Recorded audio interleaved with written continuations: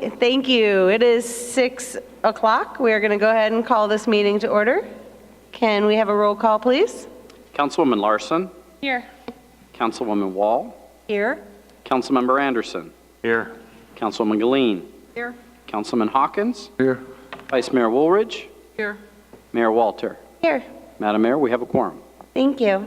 I'd like to begin with a moment of silence, followed by the Pledge of Allegiance.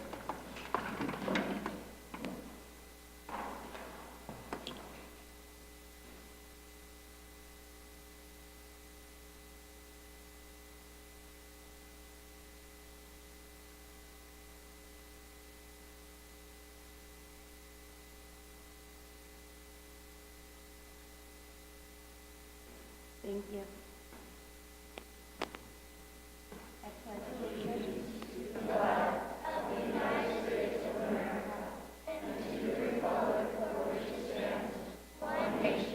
Under God.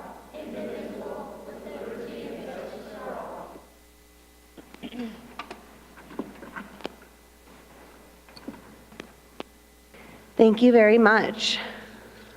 I'd like to begin with a call to the public. Call to the public is for public comment on issues within the jurisdiction of the Town Council.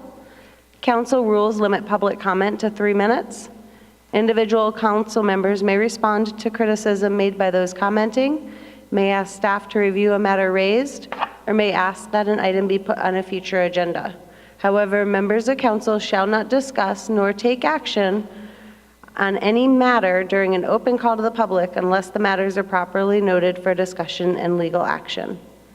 I do have 2 call to the publics, and they're both with the same person, so I am going to go ahead and call up Mr. Jerry Ravert. You kind of waved. Would you prefer to wait until the items are discussed on the floor? Well, the second one, Okay. the one on the water rate structure. Okay. My name is Jerry Ravert, and I live at, 220 East Ruggles. And in the Florence Reminder on May 10th, there was an article in regards to the last meeting that I attended, and I just wanted to make a clarification.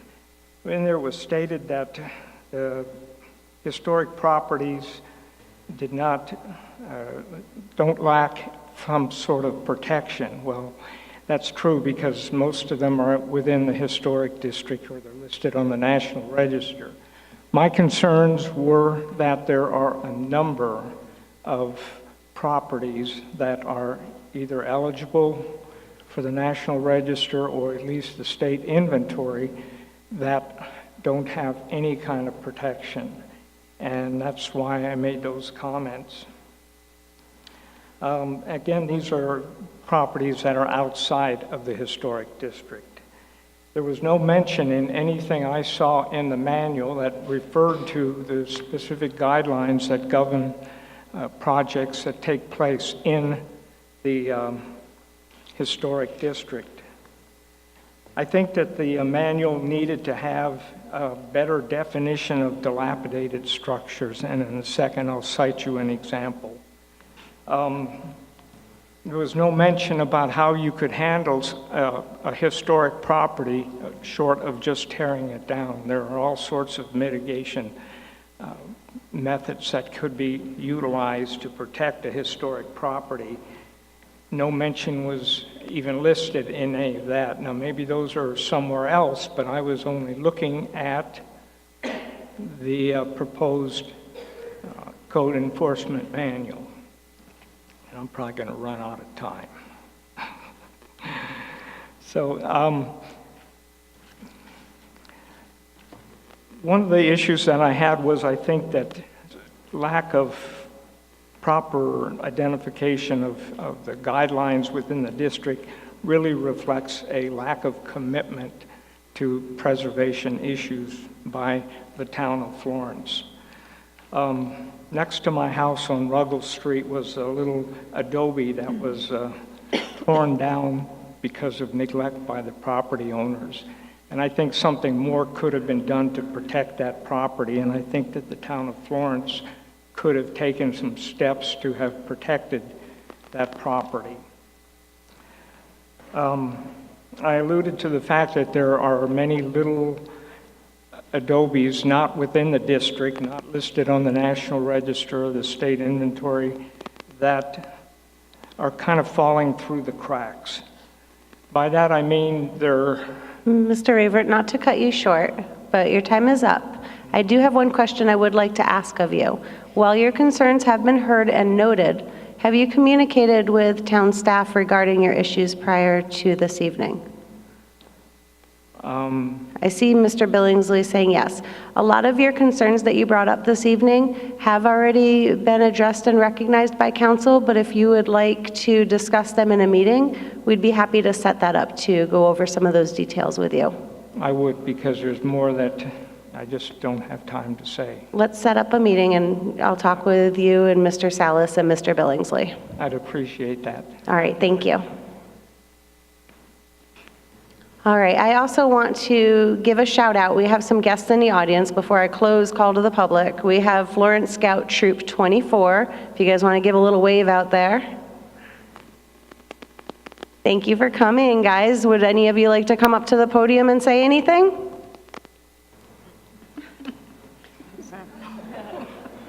All right.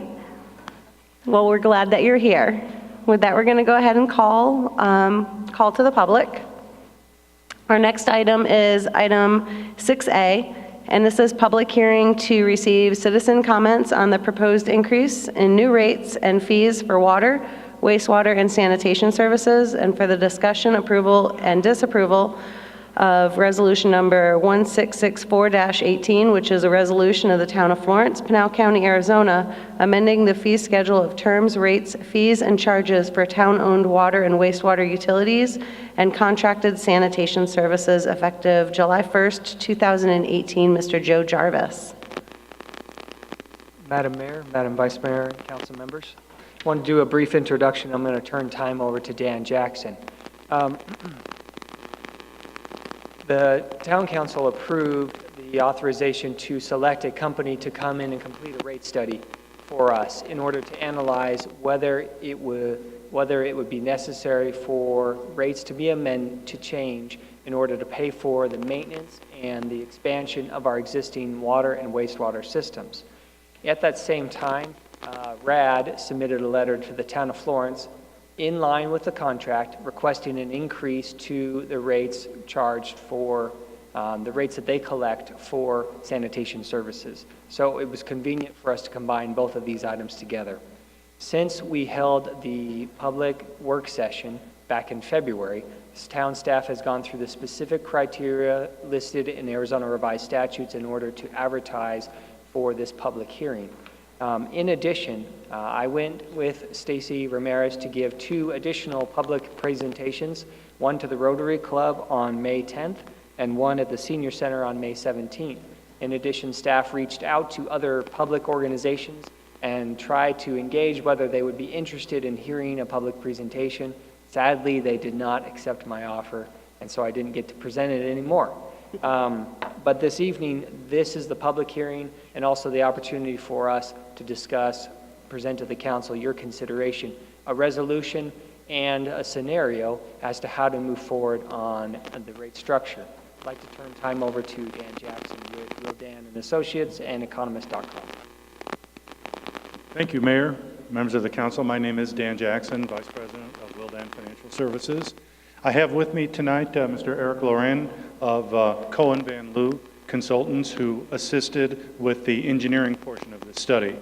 I appreciate the opportunity to be here before you tonight to talk about a topic that is a very difficult topic to talk about. That is the long-term water and wastewater rate plan that you have to put into place. I've got a fairly brief presentation that I'm going to go through that discusses not only the results of our study, but also a couple of different alternative long-term rate plans for the town to consider putting into effect. These rate plans all will get you the same amount of money. They will get you enough revenue to cover all of your operations and all of your capital expenses. The question becomes, what is the most just, reasonable, and fair rate plan? And that is ultimately the decision that the council would end up making. I want to start this hopefully brief presentation off by talking a little bit about your rate history. In 2009, the town completed a long-term rate study. We had the privilege of doing that study as well. And the council adopted a 5-year rate plan. Well, rate plans are not guarantees. They're predictions based on a series of reasonable assumptions. And it involves making you have to make some predictions about what's going to happen in the future. Well, circumstances change a lot. You might recall in the 2009-2010 timeframe, there were a lot of economic changes here in Arizona. And as a result, in 2011, the town did a new rate study and a new financial plan. You adopted a new financial plan in 2011, but only a couple of the rate adjustments were implemented. The study recommended a 5-year rate plan. Only a couple of the rates were adopted, and the town has subsequently not adjusted its rates since 2014. That's very important because across Arizona and across the United States, municipalities are increasing their rates at a rate of 5 to 6% every year, due to mainly to circumstances beyond their control. And so the fact that you've been able to go 4 years without a rate adjustment is actually pretty remarkable. The town has a fairly unique system for how it charges for water and sewer customers. You see, unlike many towns, you have sort of a hybrid system. You charge some of your customers based on 1,000 gallons, and you charge some of your customers based on cubic feet. Well, a cubic foot, 100 cubic feet, is equivalent to 748 gallons. And the rates you actually charge are equivalent. So somebody who uses the same number of molecules of water, whether it's through a cubic foot meter or a 1,000-gallon meter, they still pay the same price for it. It's just assessed differently. In my experience, that's very unique. Cities either have all cubic feet or all 1,000 gallons. Well, the town is in the process right now of implementing a meter replacement program that's going to phase out your cubic feet meters and eventually have everybody do 1,000-gallon meters. But the thing is, the town of Florence, like many other cities here in Arizona, is facing a lot of fundamental problems and fundamental challenges. The cost of water service is going up. It's going up in Florence, and it's going up all over the country. And so, understanding that costs are going up, your challenge is to put a rate plan into effect that gets you the revenues you need, while to the best extent possible minimizes the impact on your paying customers. See, nobody wants to pay more for anything, at any time, for any reason, and we understand that. But one of the advantages the town of Florence has in running its water system is that you're a nonprofit entity. Remember, you're not in this to make money. You're not making a profit, you're not paying stock dividends to stockholders or anything like that. All you're asking your ratepayers to do is pay what it is costing you to provide that service. Well, you try to run your water and sewer operation like a business. You want the revenues from your rates to cover all the costs of providing that service. Well, when your costs go up, you've got no choice but to pass those costs through to your ratepayers, because if you don't, you're going to end up losing money. Water's a commodity. It's a product like any other business, like, it's like a McDonald's hamburger or a gallon of gas or anything else. And so all you're asking your ratepayers to do is cover your costs. You can't sell that product at less than its cost. No business can survive that way, and neither can the town of Florence. So what do you charge people for your service? Well, this chart right here kind of outlines what your current water rates are right now. How do people pay for water service?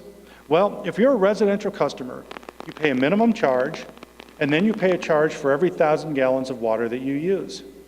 If you're a residential customer, chances are you're using a 5/8 inch by 3/4 inch meter. That's what the vast majority of your residential customers use. So they pay a minimum charge of $22.34. They also pay a charge for every 1,000 gallons of water that goes through the meter. If they use between 0 and 10,000 gallons, they pay $1.59. If they use between 10,000 and 18,000, that rate goes up to $2.21 per 1,000 gallons. And above 18,000 gallons, it goes up to $3.93. It's called an inverted block rate, and it is intended to try to encourage people to conserve their water use. The average customer here in the town of Florence only uses about 4,000 gallons of water a month. So the vast majority of your customers pay the lowest rate, $1.59 per 1,000 gallons, and that's something we're going to talk about in a few minutes. As you can see right down here, these are the equivalent rates for those people that use the cubic foot meters. What do people pay for sewer service? Same thing. They pay a monthly service fee of $18.55, and they pay a rate per 1,000 gallons of $4.35 for every 1,000 gallons. And as you can see, that's the equivalent rate per 100 cubic feet as well. That's a lot of numbers. A lot of people want to know, well, how much do I actually pay a month for my service? Well, as I said earlier, the average customer here in the town of Florence uses about 4,000 gallons of water service a month. It's the average household, average resident. If you're a customer here in Florence using 4,000 gallons a month, you're paying $62.79 for that service. Now, that doesn't include taxes or garbage fees or other peripheral expenses. It's just your water and sewer charges. So a common question people ask is, well, how do these rates compare to some of our neighbors? Are we paying a lot more or a lot less than what other cities in Arizona are paying? This chart right here shows other Pinell County water and wastewater utilities. As it shows, you're a little above some and you're a little below others. You pay a little bit more than people in Coolidge and Queen Creek pay. You pay about the same as people in Casa Grande pay, and you pay less than many others like Picacho, Apache Junction. You pay less than the Johnson Utilities people, and you pay way less than Eloy. So in other words, you're about where you'd expect to be. You pay more than some, you pay less than others. What this chart definitely shows us is that what people pay for water service here in Florence is certainly not out of proportion to what other people in Pinell County are paying for that service. Okay, as I said, what we did was we prepared a long-term financial plan and forecast for the town. Well, a forecast is based on a series of assumptions. One of the assumptions we used is how much growth is there going to be in the town's accounts over the next 10 years? Well, one thing's for sure, you are going to get some growth.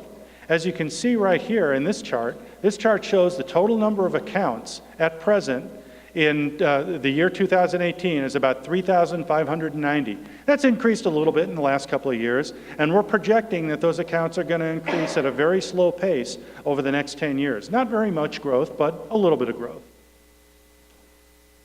So, the other important series of assumptions that we needed to make was, how are your expenses going to increase in the coming years? Well, a well-thought-out financial plan not only looks at where your expenses are today, but where you think they're going to be tomorrow.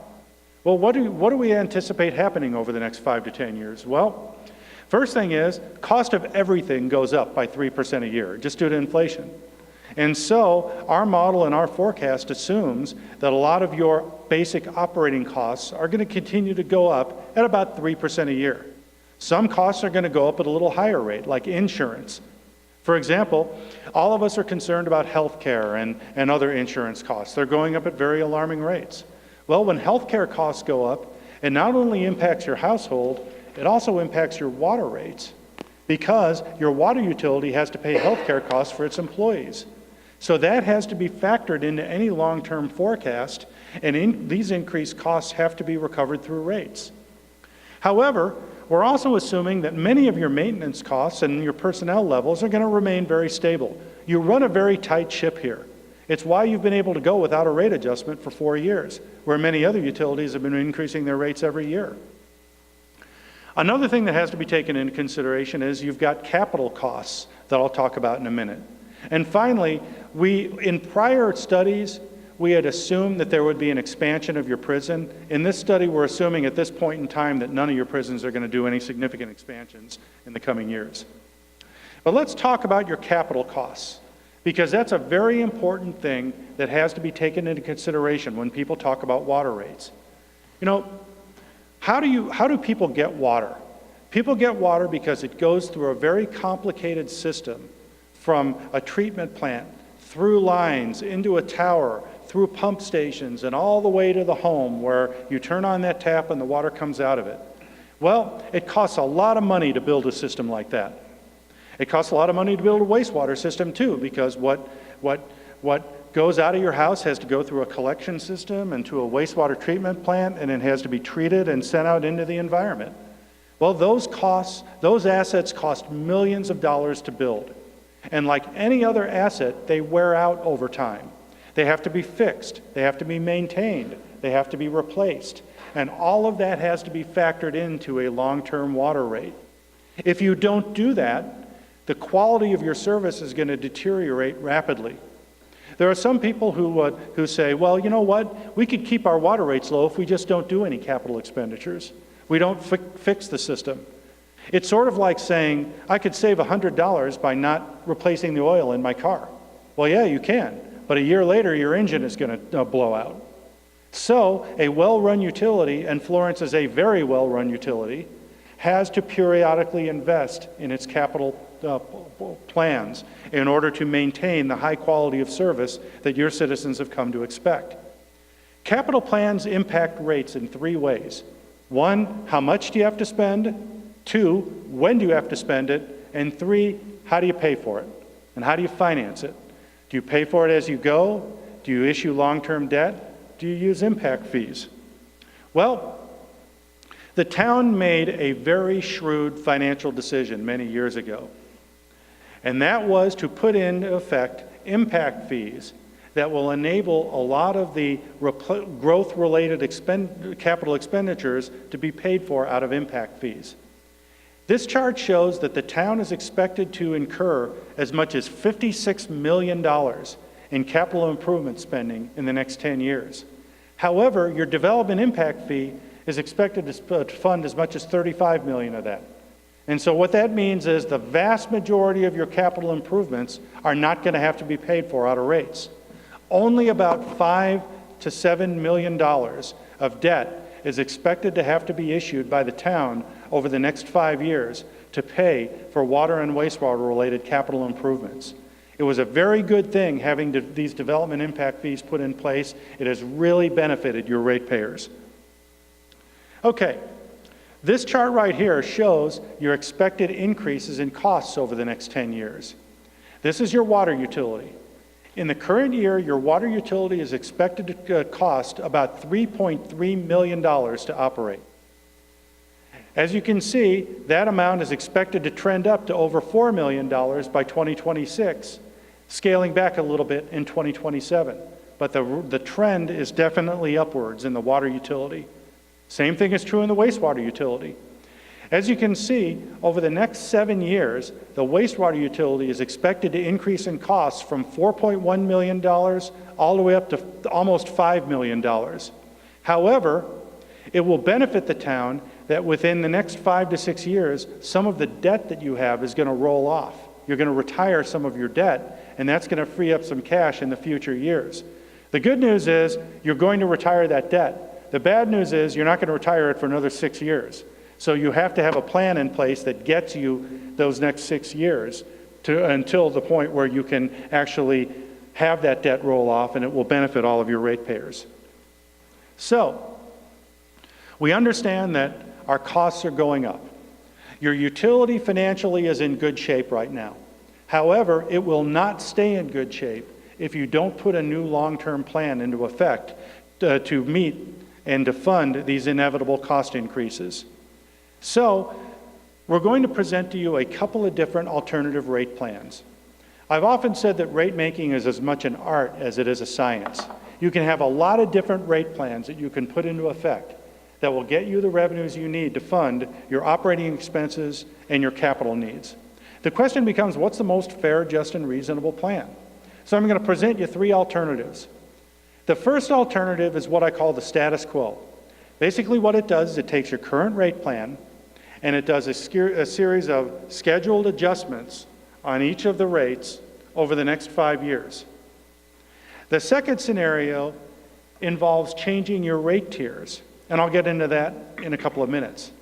And the third scenario involves adding what we call a securing future water charge that provides you a little bit of extra revenue to set aside for the securing of future water resources that you're going to need. Let's look at scenario 1 first, and I apologize for the fact that there's a lot of numbers on this screen, but in a minute I'll show you the important chart, and that is the one that shows what the impact is on an average family's income. If you do the first scenario, the status quo, you would need to do a set of scheduled rate adjustments for each of the next 5 years. The first one beginning, I've got it in here as May, but it would probably be June when it would actually go into effect under Arizona guidelines. But as you can see, the minimum charge would be increased by about $1 to $2 a year for each of the next 5 years. Your volumetric charge would have to be adjusted by about 15 to 20 cents per 1,000 gallons for each rate tier. On the wastewater side, the adjustments are a little bit more moderate, only about a 50 cent to $1 increase in the minimum charge and a lower increase in your volumetric rate. So a lot of people ask the question, well, that's all well and good, but what does it mean in terms of a monthly bill? Okay, this chart answers that question. If you're a residential ratepayer and you use 5,000 gallons of water and sewer service a month, and that pertains to most ratepayers in the town of Florence because the average usage is only 4,000 gallons, so the majority of bills are going to be 5,000 gallons or less. But if you're a 5,000 gallon user, right now you're paying $70.59 for that service. Under this plan, your monthly bill would go up by $3.63 a month, beginning in May. It would go up by similar amounts for each of the next 4 years. If you're a 10,000 gallon user, and there aren't that many of them here in the town, but there are some, your monthly bill would go up by about $4.92 a month, and it would go up by about $5 to $7 a month each year after that. Now, I know a lot of people like to take these very complicated rate studies, financial plans and models, and try to summarize it all in terms of 1 or 2 numbers. Well, I don't like to do that, but if I did, I would tell you that for the vast majority of your ratepayers, under the Scenario 1 status quo plan, your monthly bill would go up about $3 to $5 a month. Okay, let's talk about Scenario 2. You see, you have 3 usage tiers right now. You have a tier from 0 to 10,000 gallons, 10,000 to 18,000 gallons, and then 18,000 gallons and above. However, the vast majority of your ratepayers only use about 4,000 gallons a month. So very few ratepayers get into those conservation rate blocks. And so the idea is to restructure the blocks to reward those people that are the best conservation users, and to put in an additional incentive for higher volume users to make sure that they use water in the most prudent manner possible. That would involve the following. Right now, these are your current rate tiers right now. We would propose the following. You have your first tier be 0 to 5,000 gallons. So everybody up to the average still would be in the first tier. In the second tier, you would have between 5,000 and 10,000 gallons. The third tier would be 10 to 20,000 gallons, and the fourth tier would be 20,000 gallons and above. Now, what are the advantages of this? The advantages is that it would be seen by many people as being more fair, because what it would mean is that your best water users get the biggest discount. And those people that use above the average, instead right now, people who use above the average still get the lowest rate. Now they would have a rate that is not quite the lowest, which would give them an additional incentive to use less water. That would encourage conservation as well. The challenge, though, is that it would mean that your higher volume users would see a larger initial increase. They're not going to like that. But that's the idea. The idea is to put in a disincentive for greater amounts of use. So this is the plan. Your minimum charges would still be basically the same, and your wastewater rates would still basically be the same. But on the volume charge, you would have 4 tiers. A tier of $1.46 from 0 to 5,000 gallons, $2.19 from 5 to 10, $3.28 from 10 to 20, and $4.92 for 20,000 and above. And as you can see, you would see scheduled adjustments for each of the next 4 years. What would the impact of that be? Well, if you're that 5,000 gallon user, you're paying $70.59 right now. Under the first status quo scenario, your bill would go to $74.22. But under the second scenario, it would only go to $72.93. It would still be higher, but it wouldn't be as much higher. So instead of a $3.50 increase, it would only be about a $2.30 increase. So it would be less. So those people that are the most prudent water users would be rewarded by a lesser degree of adjustment. However, if you're a 10,000 gallon user, you're paying $100 right now. You're under the first scenario, it would go to $105, but under the second scenario, it would go to $106. And if you're a 20,000 gallon user, you're paying $168 right now. Under the first scenario, it would go to $176, but under the second scenario, it would go to $183. So that's the idea. The higher volume users pay more, and the lower volume users pay less. Look, there's no way people in general are going to pay less. That's just not going to happen. But what you can do is minimize the impact of the adjustments, and that's what scenario 2 does. And finally, under scenario 3, you would add a securing future water charge. What that would be is it would be a monthly fee that would go into effect that would be set aside in what would be the equivalent of a savings account that would be used to secure future water resources. In Texas, where I come from, we have a saying, and that is that water is the oil of the 21st century. And it really is, because water is becoming a precious and diminishing natural resource. It's going to become more expensive to acquire. It's going to become more expensive to develop. The securing future water charge will help you acquire the funds to acquire future water resources. And we would recommend that being at $1.50 a month. All the other rates would be the same. So what that would mean is, under scenario 3, it would be the same as scenario 2, except you add an extra $1.50 a month for everybody's charge. Just wrapping this presentation up, the final area is the reuse water. Reuse water is another area that we were asked to look at as part of this study. That is using sewer effluent to be used for certain resources. It's a way of conserving your raw water sources. It costs you about $4 a thousand gallons right now to produce sewer effluent. But that's something you have to produce whether you resell it or not. I mean, it's something that you have to produce. The economic benefit of the reused water is about $2.16 because that's how much you have to pay per acre foot of new water resources right now. So we would recommend, and I wish I could take credit for this, but this is really more Mr. Billingsley's idea than mine, but I'm a good consultant, so I'm going to try to claim credit for it anyway. But we would recommend, based on Mr. Billingsley's suggestion, that you set a per thousand gallon rate of $2.16 for that amount. So, yes, sir. If you go back to that slide. Yeah.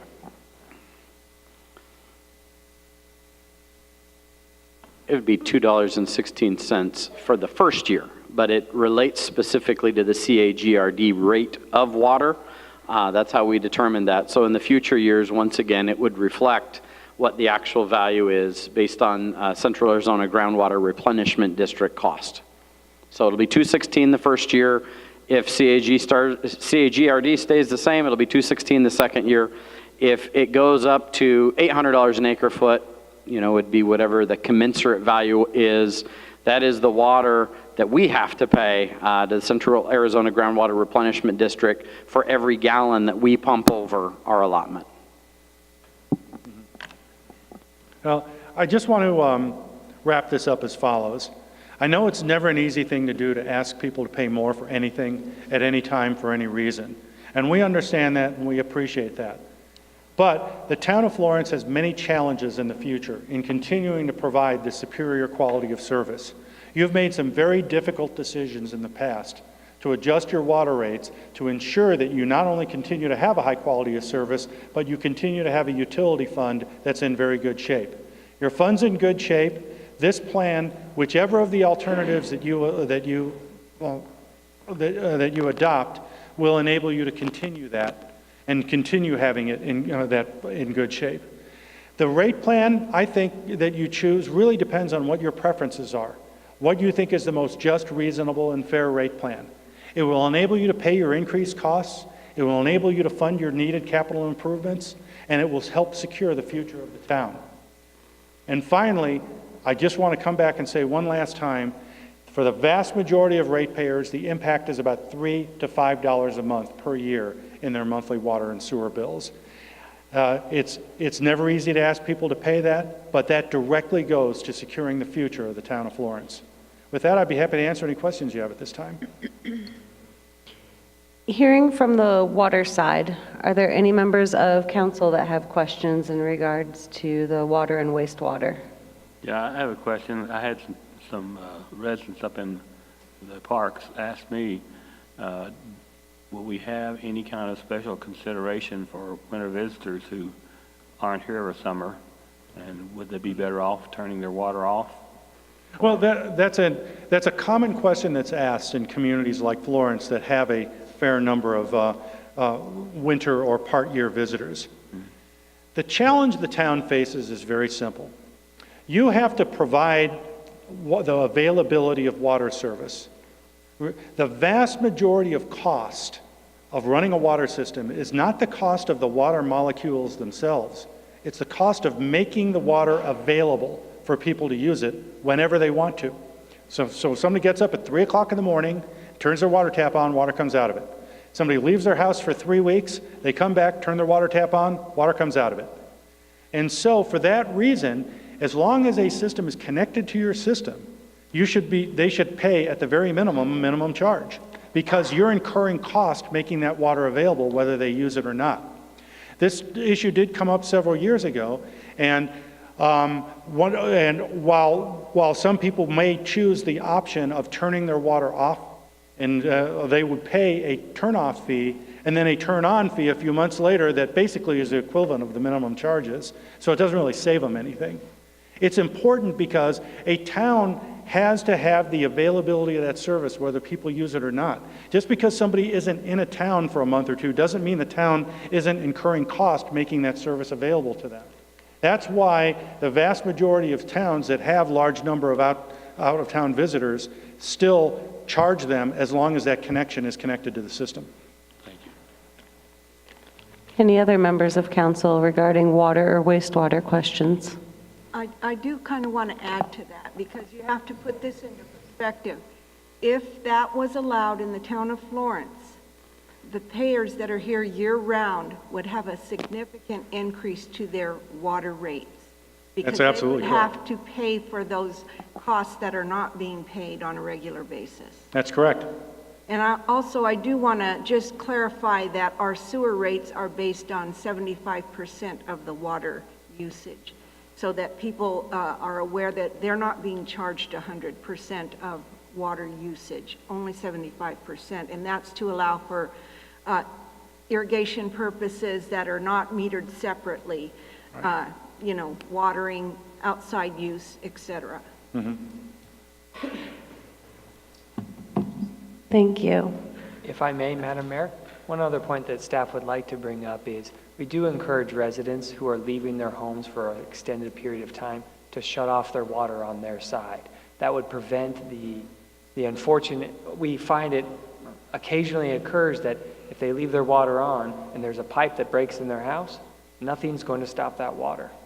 And that has happened on a number of occasions in our community. So if you're going to be gone for an extended period of time, shut that water off. Noted.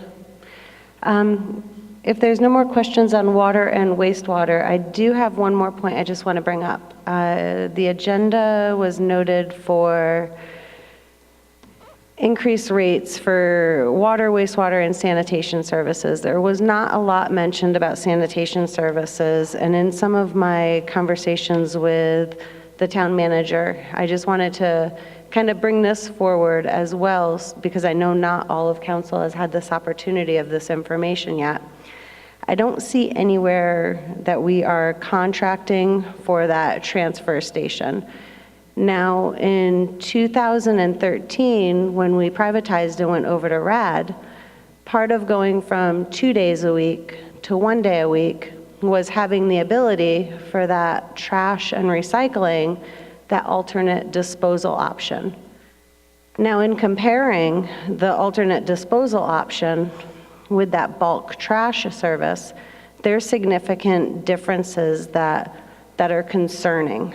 Like, for example, with that bulk trash pickup, there are weight issues where, it has to be 20 to 25 pounds where it cannot exceed. Whereas with that alternate disposal, if you just take your garbage bill and you go to the Hunt Highway Transfer Facility, you can dispose of up to 10 tons of material per month.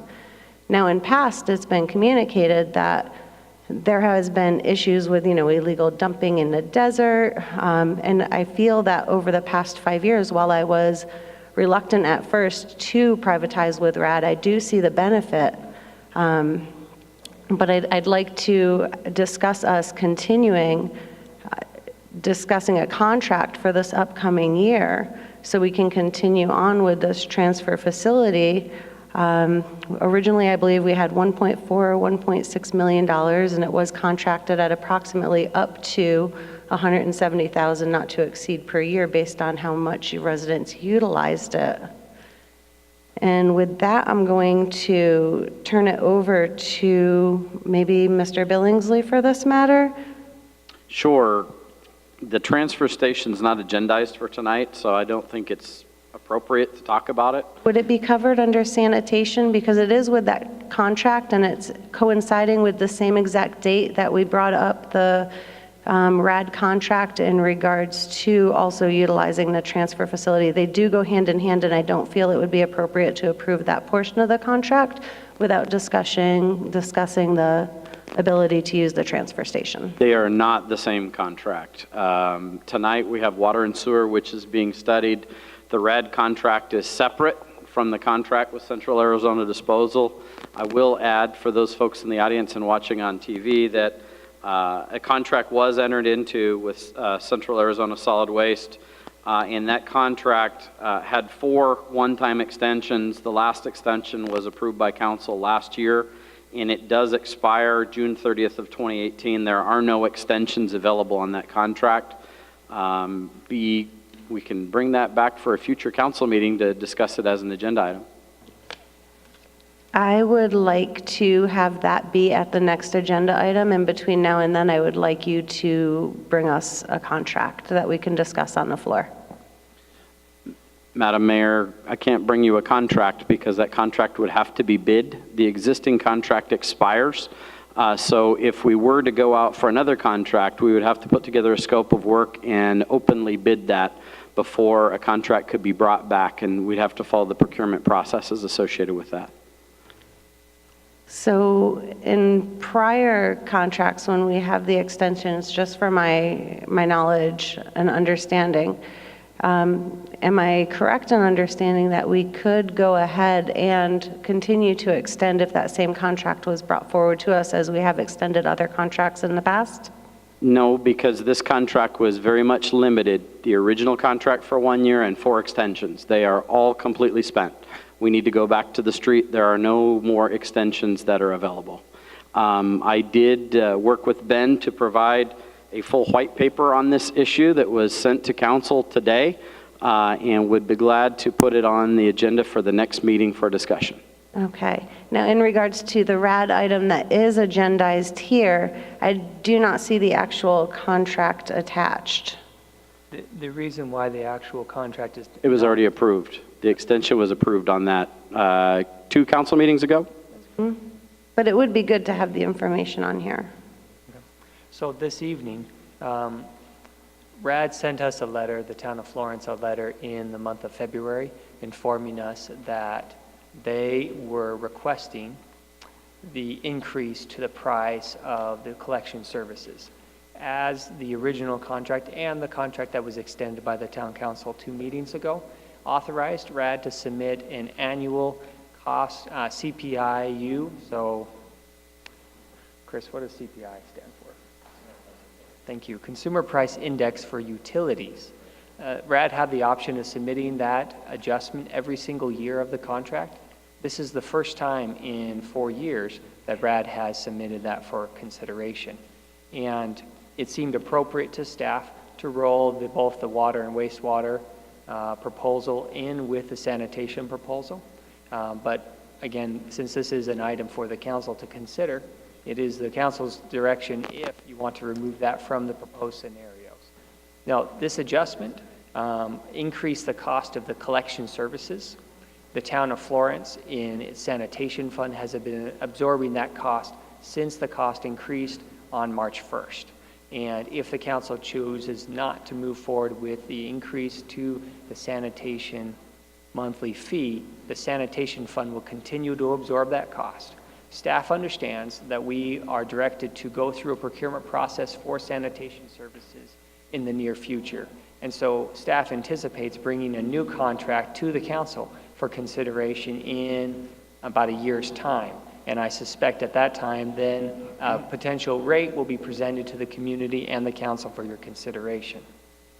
Thank you. Now, I think RAD is amazingly fair, and like you said, I do feel that it's appropriate to point out that they haven't increased our rates, and our service has been quality.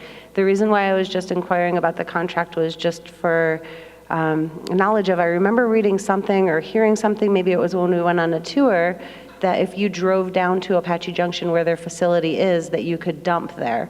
And I was wondering if that was still true with the current contract that we have, and if it was similar to that transfer station where it was unlimited. That's a good question. Unfortunately, I don't have the contract memorized. Maybe one of my coworkers does. Ben has just been researching this stuff for me, so he's a tremendous resource. He said that RAD can make that available for people to dump at their facility in Apache Junction once the contract is up with Central Arizona Disposal. I think that's what it's called, solid waste. But they do not have a rate structure set up for that. And I think it's also important to point out that folks will still be able to dump at Central Arizona Solid Waste. We haven't been told it's going to close. They just have to pay whatever the rate is that the people in the county pay to utilize that. All right, well, thank you. Now, if there's no more questions regarding wastewater, water, or sanitation. Well, I just want to say I'm disappointed that we let this fall through the crack, because I, for one, enjoy taking my garbage up to the dump and dumping it, and not having to pay for it. And I know a lot of people are going to be disappointed that they aren't going to be able to do that.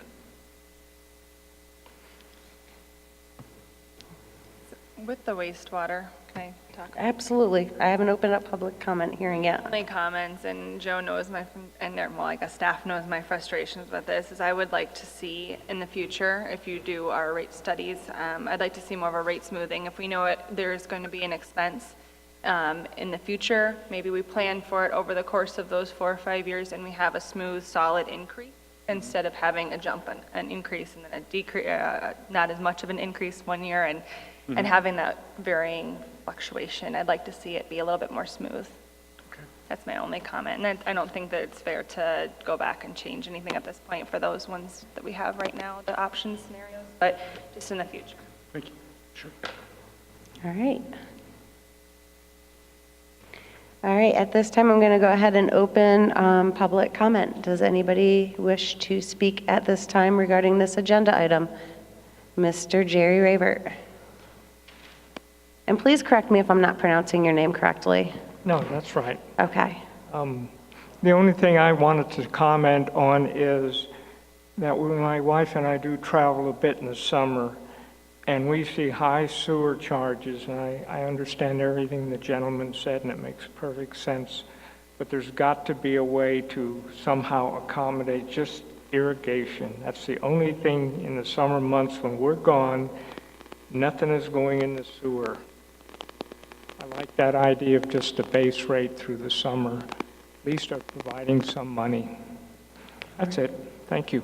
Thank you very much. Are there any other members of the public that would like to speak at this time? Okay, we are going to close call to the public, and let's discuss which option we want to go with. Council? Mrs. Councilmember Wall. I just wanted to comment. I fully support the adjustments that we're talking about. I think it's fair to say that prior to Mr. Billingsley coming on board, there was a significant amount of deferred maintenance in our water and wastewater systems. And since he has been on board and has gathered a very efficient and skilled staff to run these two facilities, we have seen major improvements in our infrastructure in those two areas. We still do have an aging and aged infrastructure system, and stuff happens that requires emergency repairs and unexpected improvements. So I think it's very important that we adopt a plan of increased rates to cover those costs. We are definitely different than private utilities. We are nonprofit, and we're not out to make money on these two entities. They're a required offering to our citizens. And I hope that the public understands that we are merely trying to cover our expenses. Thank you. Can I ask a question about scenario 3? I don't have it, I don't see it here. Here, I'll show you mine. Just about the $1.50. It's not a straight $1.50. I know this is something we continue to say, is that it's a $1.50, but it increases, if I remember correctly, Yes. like a $1.62. Right. Aha, right there, $1.72. With that increase I mean, since that's an added charge to go to this fund, is it necessary for us to do the constant increasing? Or would it even still be, I mean, I'm sure it'd still be beneficial to do a $1.50, but is there justification for doing an increase to the $1.62, $1.72, $1.80? At that point, or what, I mean, it's just going to savings to securing water. That's correct. The idea was if you're going to raise everything else by a certain percentage in a year, you just raise that one as well. It gets you additional revenue for your securing water charge. If you kept it at $1.50, it would lower the amount of revenue that you get. Right. I don't know if it would be real material, but it would be a little less revenue.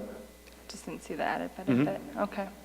I was leery about us always saying it's $1.50, and I know that per our conversations and reviewing it, it's obviously not always $1.50. Right. So I just think I wanted to make that more clear than anything. Yeah, that's a fair point. Question, Mayor. If we want to go with resolution, scenario 3, how would we do that? What do you mean? How would we make a motion to do that? You would just make a motion to, but don't let everybody talk first. Well, okay, I just want to know if that was... Yeah, once everybody kind of gets their questions and we go over, if anybody wants to say, I like the aspect of, the second option or the aspect of the third option, that way somebody can share a different perspective and then we can make a motion from there. Okay, you answered my question. Thank you. Yes, please include in your motion the suggested scenario. All right, so I have a question for you. We've gone ahead and we have gone through the process. We have studied the different options, the different scenarios.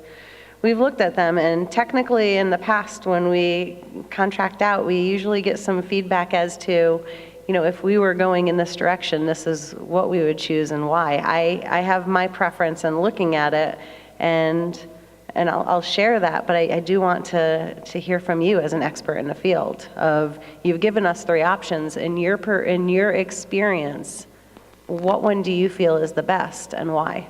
The one that I think is the best is the one that you decide is the best. That is such a paid answer. See, we're getting now into the realm of policy. Rate making is not just a financial decision. It's a social and a community decision as well. Every community is going to have different standards for what they consider to be fair, just, and reasonable. Some communities like very high minimum charges and low volume rates. Some communities won't touch the inverted block rates that you have. But all of these rates are fair because the communities have decided that that's fair. That's why I tend to be an agnostic when it comes to the different alternatives. What matters is each of these alternatives will get you the same amount of revenue, with the exception of alternative 3, which gets you the additional securing future water revenue. So now it becomes a question of, do you think it is more fair to keep the status quo, because it's perfectly acceptable to say, systems always work this way, 0 to 10, 10 to 18,000. We're all used to that. That's all fine. People like it. Or do you want to adjust the tiers so that you reward the water savers more and provide an additional disincentive to people that use more than the average? You don't have to do that, but you certainly can do it if you want. So, And you know, I know I can say this for all of council. We are looking towards the future. We are looking at economic development and growth within our town. It's an integral part of our strategic plan and moving forward. We've opened it up to residents. We've heard from community. The reason why I do prefer the third option is because it does allow us to plan for our future. And, you know, we know that growth is coming. We have tremendous partners that are on board. So if council were to ask that, that's my preference and why, but I want to hear from everybody else as well. I prefer 3. I also prefer number 3, and one reason is for future funds for purchasing water in the future, because as you pointed out, that is probably going to be one of the most critical elements of allowing for growth in the state as a whole, not just Florence, but I think we're being very wise planning ahead on this. Definitely we need to do it because we're in a long-term drought, and you know, water's going to get very expensive. yes. And on the point of the people, the winter visitors, you know, we've stated it over and over and over, you know, we have to maintain the system as a whole. The system deteriorates over time if you're running water through it or if you're not. And I mean, on the water end of it. On the wastewater end, it costs us sometimes more to operate it when there's less sewer going through it. It makes it more difficult on the machinery and stuff. And so it's kind of a catch-22 with the way our citizenship is. You know, about half are winter visitors and half are full-time, and I hope people understand that we're not trying to charge them for something they're not using. I mean, they're using it, they're just not running water through it. They're still utilizing that system. Yes. But I like number 3 myself, yes. All right. My preference is for scenario 3 also, and I think it's important to point out for the future that we have a number of development agreements for properties that have already been approved for development of houses, and we have to be able to assure that those developments, when they occur, and they will have adequate water, and it may involve having to purchase additional water credits in order to do that. All right, with that, go ahead, Mr. Anderson, Councilmember Anderson. I'm also for scenario 3. The town manager and I have talked about this long-term water charge, and I really support that. And I do want to explain the reason I asked the question about the winter visitors, because I wanted you to explain that over the air. I totally agree with that. That was not, that I was questioning if we should do that or not. I just wanted to get a good explanation for our residents. Thank you. All right. With that, it seems like we've had a lot of quality discussion after that presentation. I would entertain a motion. I'll make a motion to adopt scenario number 3 with resolution number 1664-18. Second. Motion and a second. All in favor? Aye. All opposed, same sign. Motion carries, and thank you for your services. Thank you very much. Item B is a presentation from Achieve Pinal. It's a project of Pinal Alliance for Economic Growth, and Mr. Richard Rosales. Mayor Walters, council members, thank you for having me. I'm taking off my APS hat today and putting on my Achieve Pinal hat, as I'm a member of the Achieve Pinal Committee. Putting back my APS hat on, I just want to say I'm glad that the Corporation Commission sets our rates and does all the heavy lifting for us. You guys had a tough decision to make, and all those numbers made my head spin. But Achieve Pinal's beginnings are tied into the statewide initiative of Achieve 60 Arizona, and they have done much of the heavy lifting for us. Their goal is to prepare the future workforce through supporting education, and that's what we want to achieve here in Pinal County. So we have assembled a volunteer committee. In May of last year, we just celebrated a one-year anniversary that reflects the makeup of the statewide effort of representatives from various backgrounds and businesses.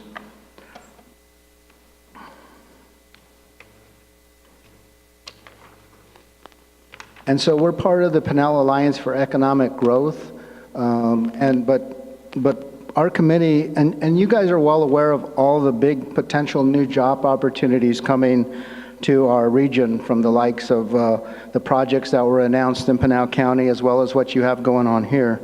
And so it accelerated the urgency for a more proactive workforce preparation. And so we're dedicated, Achieve Pinal is dedicated to working with education, the government, businesses, and other interested community partners to develop a competitive workforce for the future jobs by improving educational attainment in Pinal County. And so the statewide goal is 60% of Arizona adults ages 25 to 64 with a professional certificate or college degree by 2030. And the increasing the number of Pinal County residents who earn these credentials beyond high school will create a highly skilled and diversified workforce that will energize our economy. It will also make us more attractive for businesses and make us better to compete nationally and globally. So this chart just kind of shows you the unemployment rate, how it increases as how it actually decreases by the amount of education that we attain. And in the future, it's going to become more pronounced for those who choose not to pursue a higher education. I have a couple of charts that I did not include, but I'm going to leave them with Lisa. And it kind of shows you Arizona employment and automation, how it's going to affect the probability of job loss in the future. So the red area shows that it's no formal education. And you can see the red means that it's a higher potential for chance of job loss. And as you increase the degrees, you see less green, which means there's a lower chance of job loss from automation. I think this is a very significant chart. And as you go through high school, there's a little bit more green. Associates or credentials, there's more, and then bachelor's, master's, doctoral. I'm going to leave this chart because it actually lists the... It actually lists the job and the potential for job loss due to automation. So it's a very important aspect. It was kind of an eye-opener for our committee when we saw this. It comes from a study through Arizona State University, and it's just an important chart that we like to reference.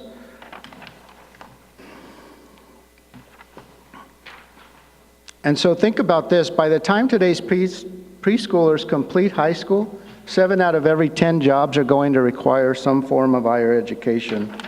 And jobs are changing quickly. We are living through an era of unprecedented change, and there is no new normal.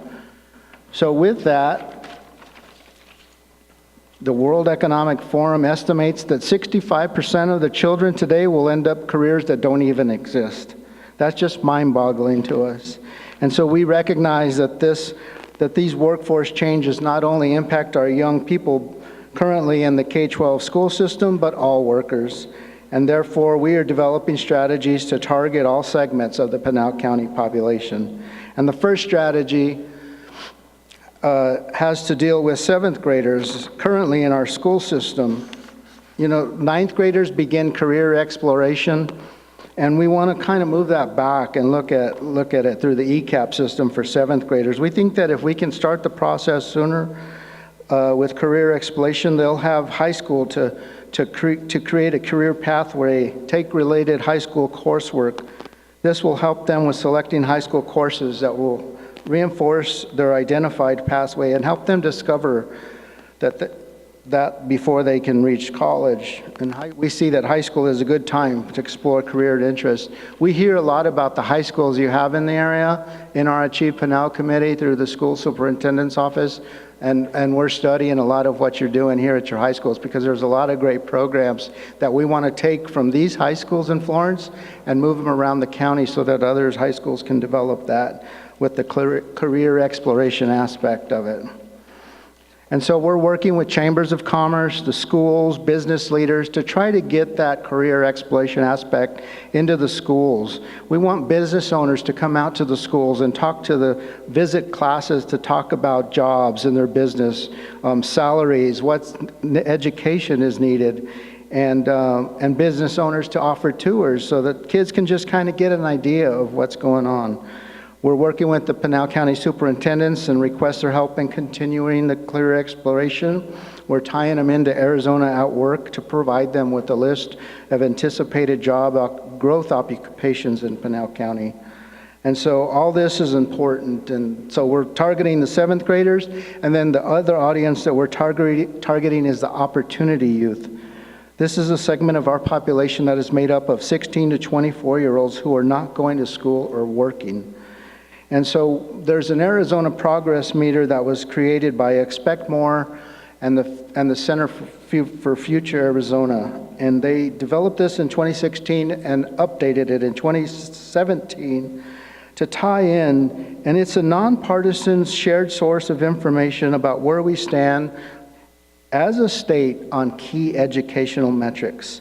And so the vision is that all students, regardless of their background, income, or zip code, have the opportunity to succeed in every step of the education continuum. And so they developed all these statistics so that we can target the main goal, which is a 60% attainment goal that we discussed earlier. And it's there to unite people around a shared vision, and hopefully prompt conversations like this one today about the policies and the funding that is needed. So the first goal we see is quality early learning. The goal is 45% statewide.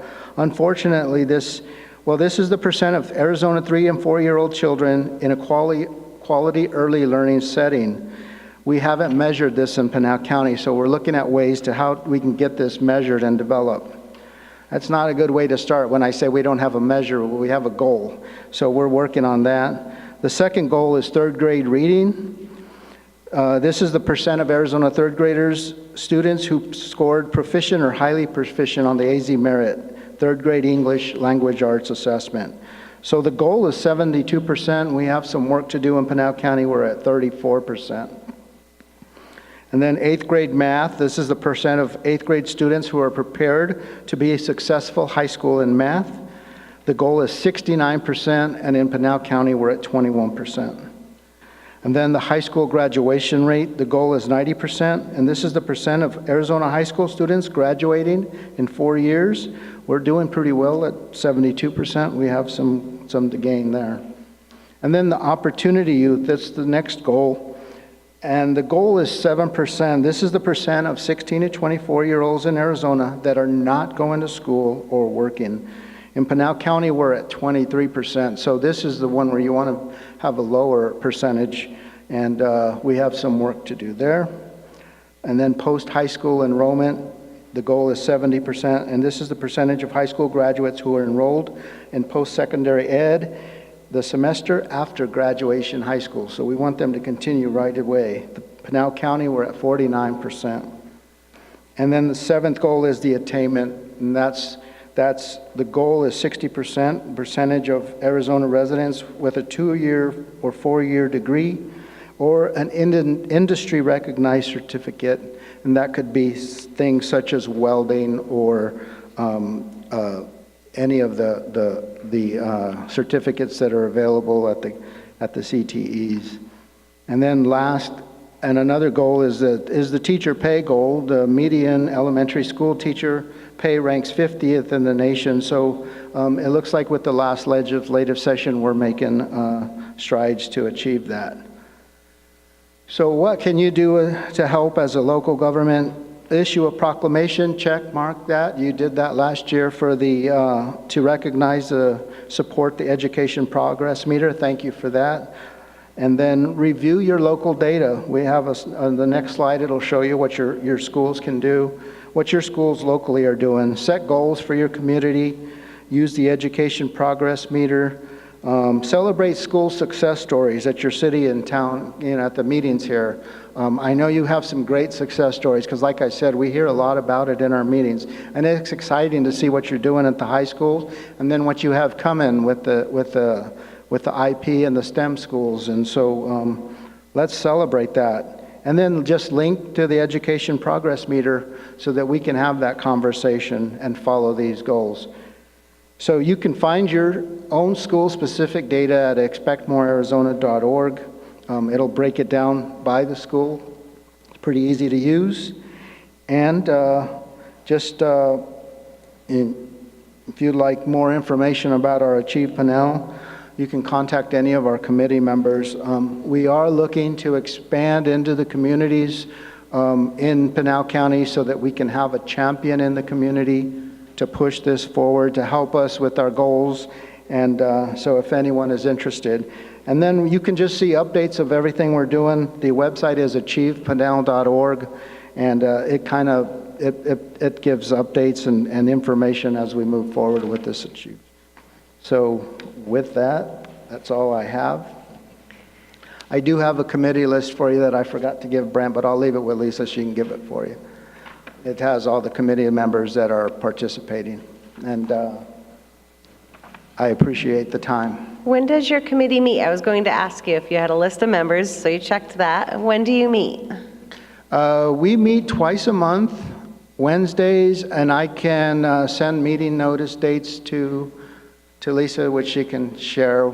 We're looking at we've been meeting in Casa Grande, but we understand this is a Pinal County-wide effort, and we're going to be out in the communities and meeting in various communities also. So we'll be out and about, but you're welcome to come to any of our meetings. We have a pretty good group of people, and look forward to working with you all.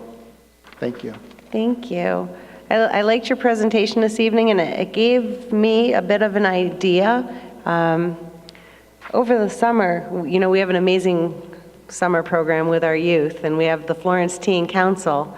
And, one of our goals is for them to be more involved. I'd like to see them over the summer be able to maybe come up and have this be one of the agenda items that they talk about when they run a council meeting.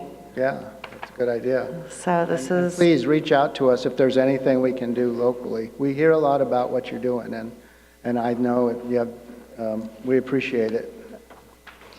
Are there any members of council that have any questions? Thank you. All right, thank you very much.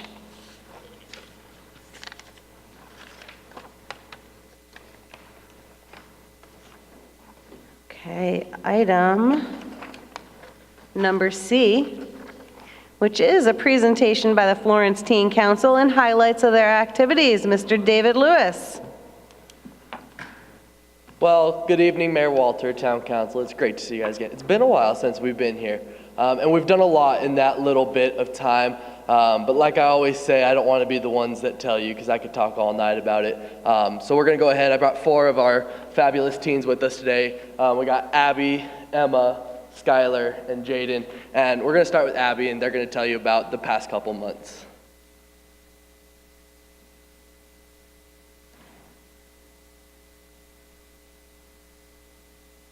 I'm going to start off with January. We had a Skateland field trip where we went to Skateland with Coco's group and some of our FTC members, and that was a lot of fun.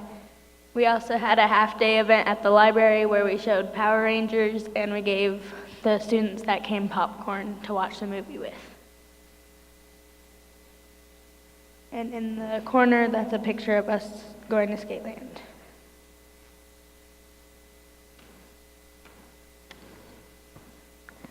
So during February, we had 2 half-day events, and we volunteered at the mother-son dance.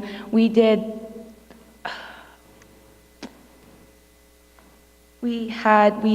volunteered and we did face paint, and we had a tattoo parlor. And then for our hoop and half-day event, we played basketball, and we had a hot wing eating contest.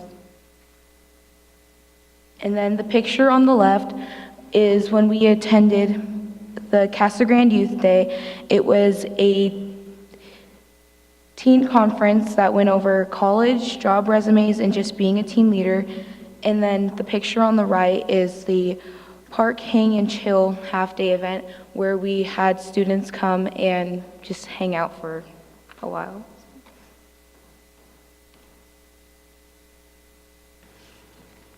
So March has been our most busiest month so far. We held our very first inaugural senior prom for the senior center.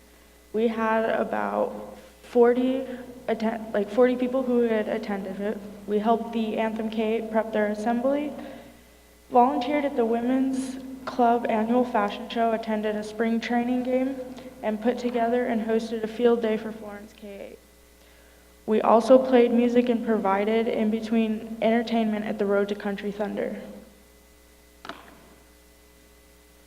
On the left, this is the mother and son dance, our little tattoo parlor that we had with face paintings for all the little kids. In the middle, we have our senior prom that we did for the senior center. And on the right, we have the Road to Country Thunder. That is me on stilts for the very first time. I was given about 30 minutes of training, and we actually did really well. I wasn't too ashamed of how I did, but it was a lot of fun. This group has done a lot for me, so.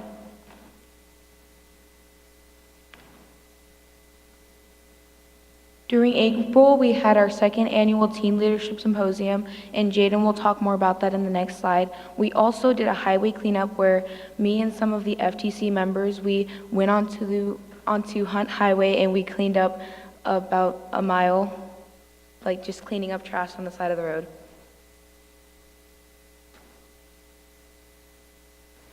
At our second annual Teen Leadership Symposium, our presenters were Jean Mann, a professor from Central Arizona College, Manny Padilla, the founder of Produce Positivity, and Anita Koda, a Yaqui tribe administrator, and Abdul Speaks, the founder of the Good Positive Brothers.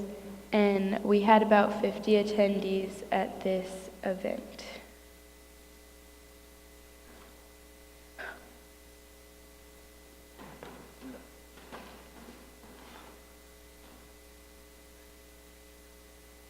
Oops. I went too fast. Let's try that. So this goes forward, this goes back. In the top corner is when the teens were going over like how to handle when they're being bullied and how to accept themselves. And then in the top right corner is when we were just looking at a lot of like mind illusions and things.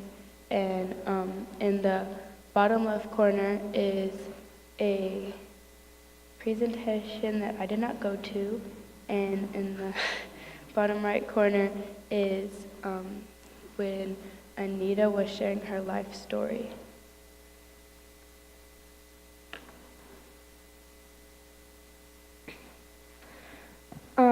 For May, so far we have done a half-day blowout party at the Florence High School.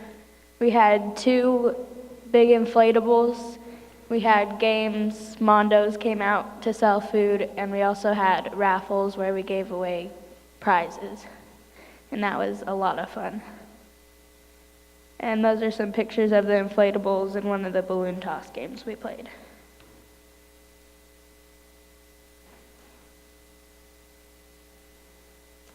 All right, so I would like to talk about some upcoming events that we'll be having over the summer.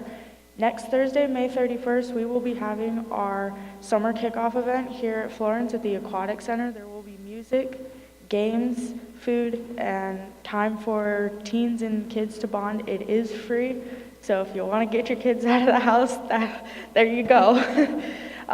We will have our summer teen nights. I believe this is the first time that we are doing this. So once again, if you'd like to get your kids out, bring them out, get them involved with the teen council. We would like to have more members. And we will also be starting our meetings again on Tuesdays in June. I would also like to thank you, Coco Hunter and David Lewis. This year has been a really good year. I will be with them for one more year before I graduate.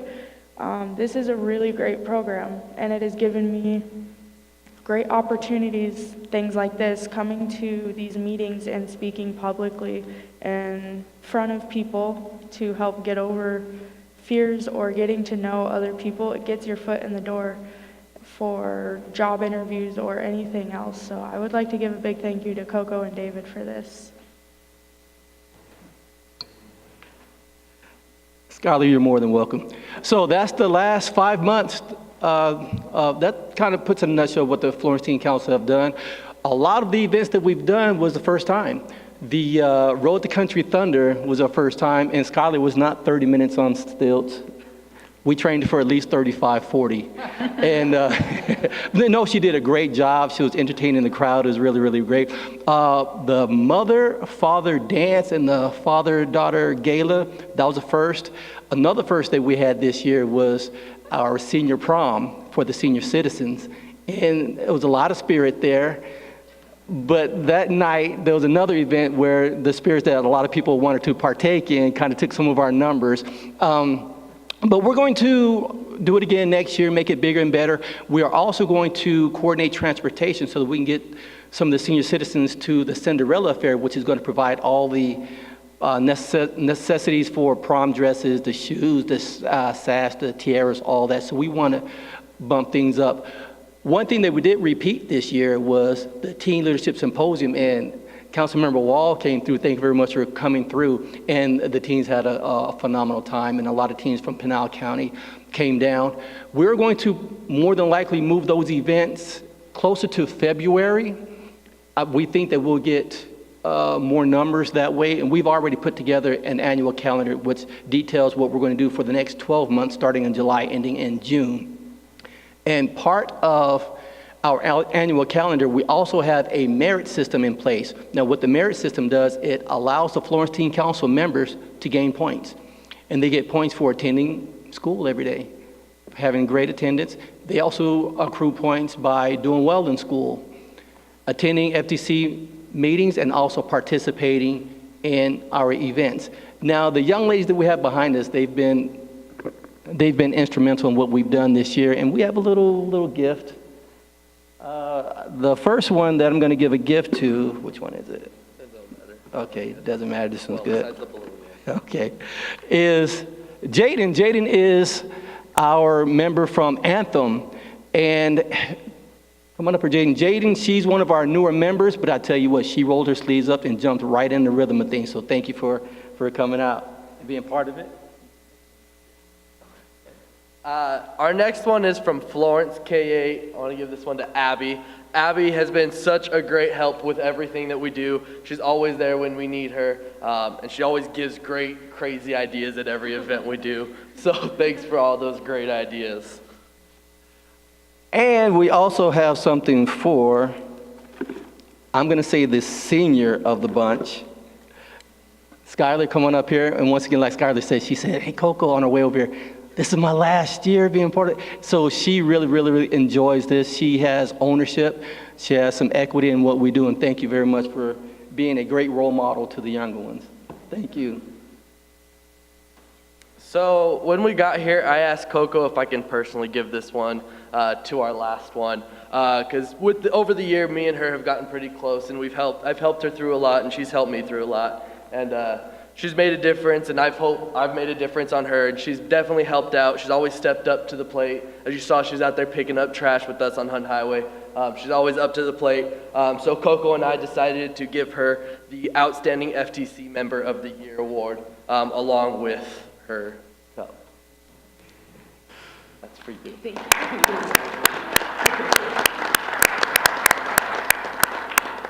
So every month, we're going to have an FTC member of the month, and their merit points will dictate that, and will culminate with FTC member of the year. And Emma is the very first recipient of the FTC Outstanding Member of the Year. And once again, thank you everybody for making all this possible. We have some phenomenal things coming out here, and next year, put on your seatbelts.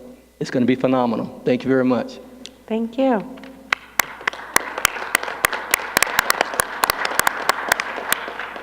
You guys are doing a great job. Thank you for all that you do, and we're looking forward to your upcoming year.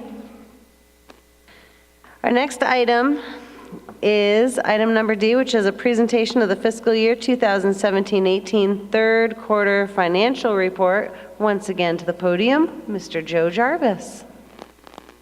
Good evening, Madam Mayor and council members. We've heard a lot of great things, and I'm just going to whip through this unless you have questions. I like how you led that. We've heard a lot of great things. Now for the budget. It's such a drag. This is going to be a great thing. Be excited. I am totally excited about that, but I recognize that other people don't revel in my excitement about budget stuff. That's okay. The staff has done a really good job. They spent their budgets or less than their budgets. We've been successful in collecting more revenue than we anticipated. That's always an excellent thing. May I always be able to give presentations like that. Forecast is based upon the results as of March 31st, 2018. These are numbers that you've seen previously.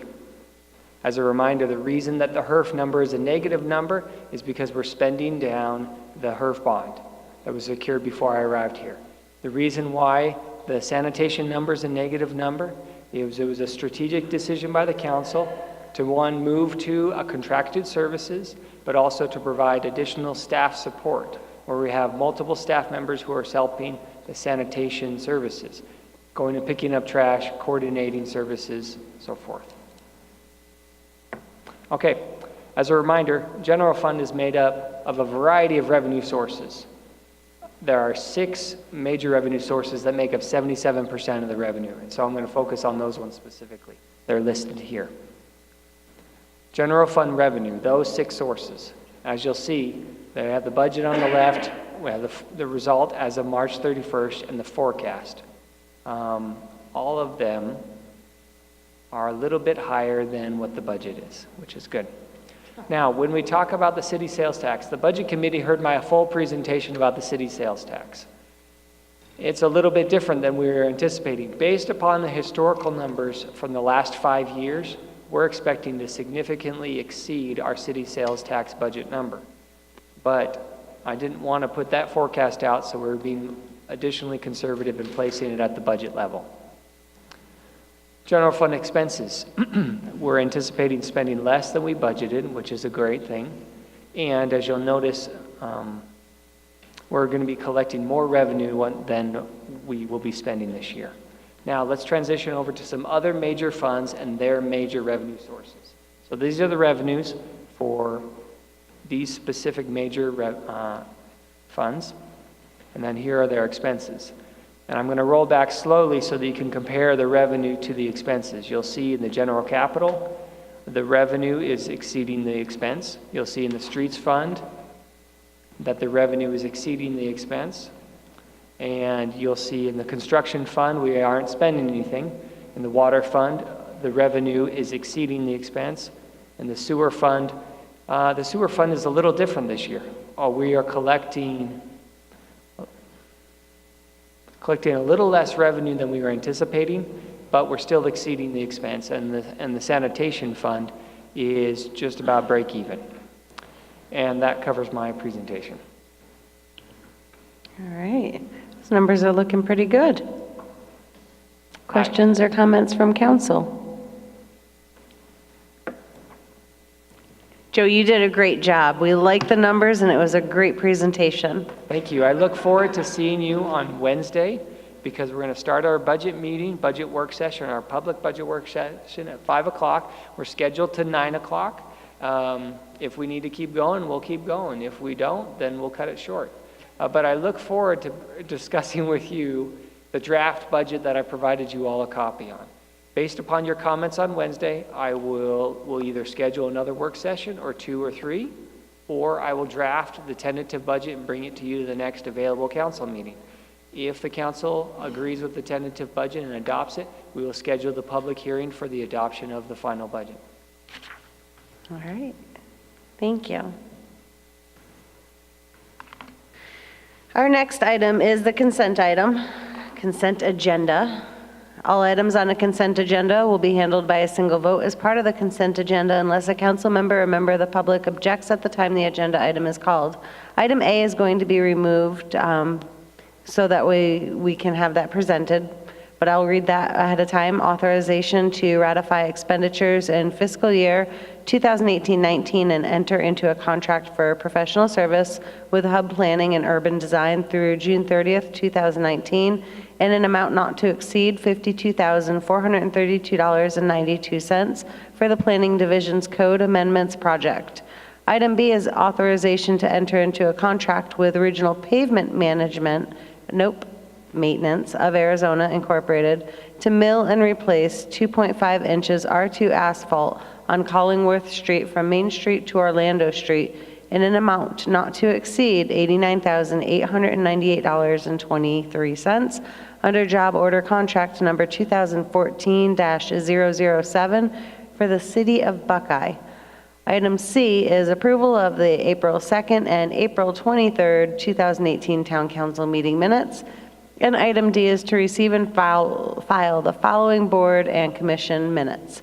April 12th, 2018 Arts and Culture Commission minutes, October 25th, 2017 and March 28th, 2018 Historic District Advisory Commission minutes, October 26th, 2017 Parks and Recreation Advisory Board minutes, and March 15th, 2018 Planning and Zoning Commission meeting minutes. Unless another member of council would like an item removed, I need a motion to approve the consent agenda removing item A at this time.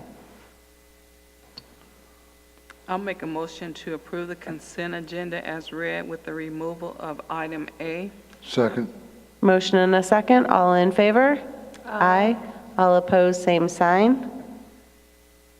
Would you like to come up to the podium, sir? How are you today? Doing well, Mayor. Good evening, Mayor, Vice Mayor, members of the council. Typically, I'm very content leaving a consent item alone, but this one is a very important item. I think it merits a little bit of explanation. With that, an apology to Councilmember Hawkins because he's already heard this, although he's going to hear the short version tonight. The code amendment process that has been, looked at and discussed, and certain items of that have come to light over just the last few council meetings with certain items we brought forward. It's important to know, though, that we are facing some critical deadlines at the staff level that you may not be aware of that impact the code amendments. Number one is the state mandated update to our general plan. That is going to take a significant amount of staff time just to manage the project, even though it will also be consultant-based. That's the most important one. I will run through this quickly, though, as to what the code amendment process is and why it's important. Very quickly, there is new legislation on the books that we need to address in our code. Some of it was enacted this last session, some of it has been enacted prior to this, and some were some attempted modifications that we will probably have to face in the near future when they come back. Recent court rulings, and I'll touch on those in a minute. Somewhat ambiguous, inconsistent requirements, general cross-referencing throughout the code, and current development issues. I should note that the current code baseline year is 1996. There have been updates since then, but 96 is the baseline when we're looking at nonconformity and certain other issues. So that means we're 22 years old right now. New legislation reaching recent court rulings, small cell wireless facilities, short-term rentals. City of Sedona is currently challenging those at the court level. Looks like they are very likely to lose. Land use and definitions throughout need to be updated. Signs within the right-of-way. Recent Supreme Court case with versus the city of Gilbert has required us to really look at how we handle small-scale signing, temporary signs, things of that nature. Last week, Supreme Court ruled on off-track sports betting. Off-track betting has been around for a while and for the horses, but not really when it came to sports betting. And our code does not address this in any way, shape, or form that I can find as far as where it's an allowed use and any restrictions placed on it. Sober living facilities, also the same thing. There's been a lot of current case law and some legislative modifications on how a municipality can manage the location of these homes. Ambiguous language applies generally to definitions, however it happens throughout the code itself. This has come to our attention recently where we don't have the degree of specificity that we really need to apply the code as individual cases come forward. Cross-referencing, same thing. You might look in one section of the code and not realize that an item that you're looking for is actually referred to in more than one location. And that really needs to be addressed so that things don't fall through the cracks. Current development issues, new technologies, pretty obvious as fast as everything is changing in the electronic world. New types of housing. We may or may not want to address them, but they need to be discussed. And primarily the small house phenomenon that's happening around the country and new types of forms of co-op and other types of living arrangements. Just general accepted development practices have changed a lot. Driverless vehicle parking and charging stations, we really haven't addressed at all. The city of Chandler announced 2 weeks ago that they have just adopted a driverless vehicle parking code, which still frightens me on so many levels. But and then signs and parking requirements, both permanent and temporary, and how our code addresses them or doesn't address them at the current time. First priority we want to get into would be the signs, parking, permitted land use tables, definitions, administrative procedures, and small cell wireless facilities. Some of these are actually already being worked on, but they take time to get through the process, get the language correct, go through all the public meetings and public input sessions and things that go along with that. Second priority, we're looking at just general provisions for outdoor lighting, landscaping, walls, fences, swimming pools, height and area requirements and regulations. And the third priority would be the general development standards for each land use category to really update for consistency and look at how the increasingly intensive land use definitions are applied. And give us more detail, again, improve the cross-referencing and update development standards where they are appropriate. We would anticipate that this particular contract is an extension. As you're aware, Mr. Burkhart has been helping the town in the past 6 months, plus or minus, filling in when you had vacancies. Although those vacancies are filled, there's an extraordinary amount of work that needs to take place. I would anticipate that his work, although you can see what his scope of work would be, I'd say 90-95% of it is going to be focused on code updates with staff overview and pretty intense involvement to go with it. Then when we get to the general plan portion, as I mentioned, that will be almost exclusively staff involvement, and it will take an incredible amount of time to actually monitor and work that project forward. New topics that we want to consider also when we go into the code amendments: crime prevention through economic design. CEPTED is a program that has been around now for about 40 years that really is not specifically addressed in our development code or development standards. It's a way of mitigating and minimizing serious crime, especially in single-family homes, through the type of design factors that go into the design of a home: features, doorways, access to windows, landscaping, preventative landscaping under windows. Too many people are going to try to climb through a cholla, for example, just to get into a window to steal a TV. Administrator reviews and administrative conditional use permits is a subject I'd like to broach and talk with the attorney. This is a possibility that we'd like to see to help simplify processes and make it easier for development to move forward in a quality manner without an emphasis on process. Try to make it easier. Also, any additional items as they're identified as we go through the various reviews. Okay, Planning Commission, that took 20 minutes, so hopefully I did a little better this time. Any questions or comments? All right, no, you did an excellent presentation. Thank you very much, and I'll give you a nice, pretty colorful one for the rest of your meeting. All right, with that, we need a motion.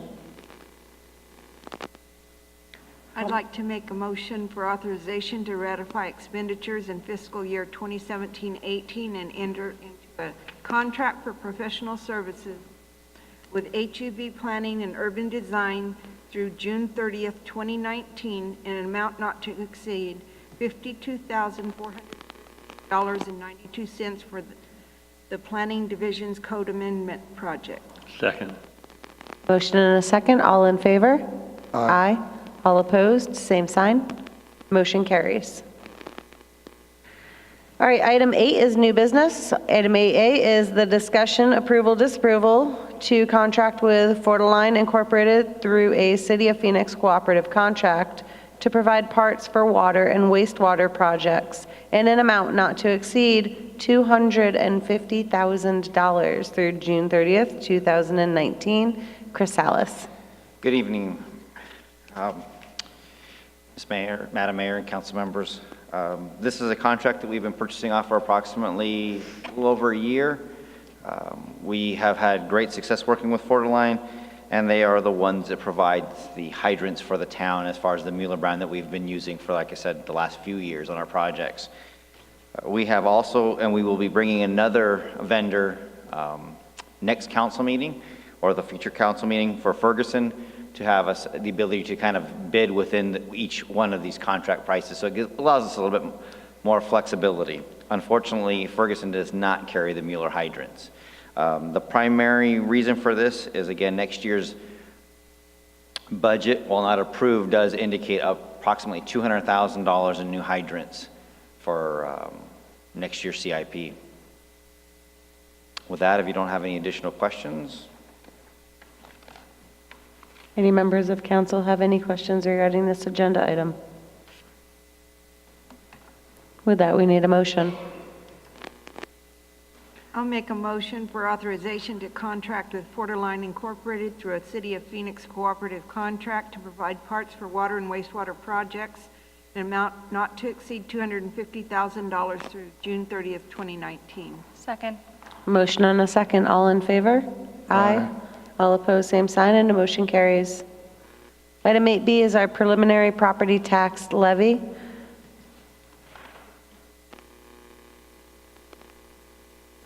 Good evening, Madam Mayor and council members. This item doesn't need a motion this evening. It was important for staff to come and present this item to you in order to understand the timing as we go forward in the budget process. I'm going to kind of go briefly over the RCA. What we're presenting to you this evening has to do with the primary property tax levy and the rate and how much would be collected, which is the levy. Each year, the town council has an opportunity to review your levy amount and the rate that you would like to charge. There are a variety of restrictions that help to guide town councils in order to understand what you could potentially charge or not charge.